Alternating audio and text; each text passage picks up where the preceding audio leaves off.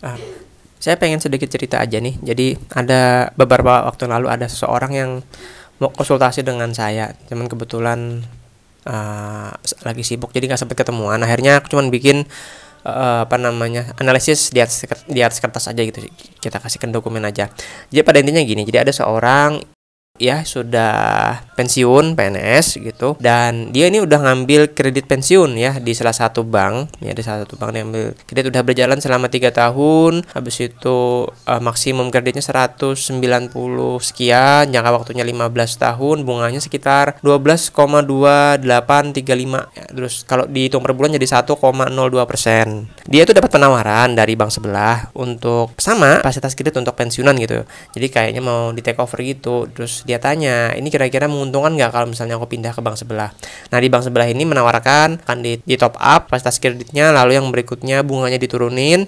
Bunganya tuh jadi sekitar di bawah 1%, 11,05 dibagi 12% lah. Dibagi 12 sih, dibagi 12 karena dihitung buat per bulan kan. Habis itu jangka waktunya sama 15 tahun. Jadi nanti dia memperbaharui lagi jangka waktunya. Kalau udah kondisi seperti ini, enaknya seperti apa? Mana yang lebih menguntungkan? Oke, ini jadi opini saya ya. Ini bukan masalah untung atau tidak menguntungkan. Kalau sudah umur segitu, udah pensiun ya, 55 tahun ya. Tambah lagi dikasih kredit 15 tahun atau 20 tahun. Kalau nggak salah sih maksimal 15 tahun kan ya untuk PNS.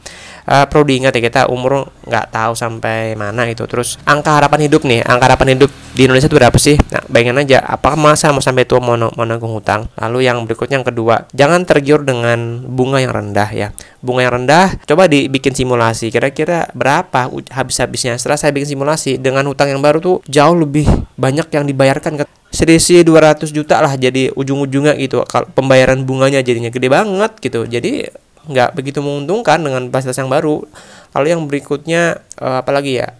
Masalah asuransi. Di fasilitas sebelumnya tuh pasti udah bayar asuransi nih.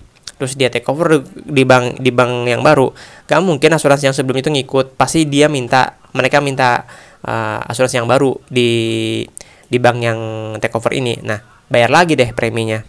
Jadi kan rugi banget tuh jadinya. Mending kalau udah dapat fasilitas yang sebelumnya udah dipertahankan aja lah gitu. Nggak usah minta top up gitu. Nggak usah minta pindah ke bank lain. Soalnya ya itu ada asuransi yang harus dibayar. Gede loh itu, apalagi kalau udah umurnya, ya maaf ya, udah tua gitu. Kalau nggak salah itu preminya aja yang baru 11 juta.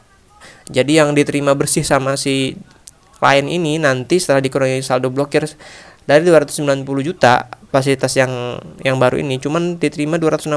Jauh banget kan perbedaannya gitu. Jadi kalau menurutku yang mending nggak usah lah, sayang eman-eman duitnya ya. Eman-eman duitnya udah di rumah aja main sama cucu.